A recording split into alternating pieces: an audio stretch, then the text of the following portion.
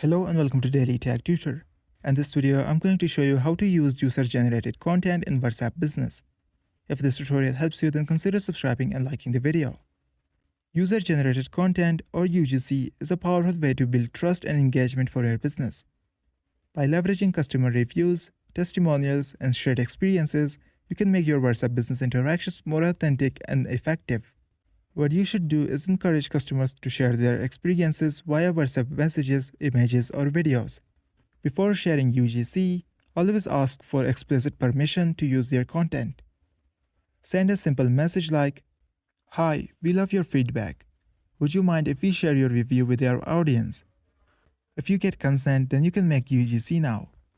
You can post these reviews of your customers in WhatsApp status or updates, or in your WhatsApp communities or groups. By integrating UGC in WhatsApp Business, you can create a more engaging and trustworthy experience for your customer base. This was for today's tutorial. If this video helped you, then consider subscribing and liking the video.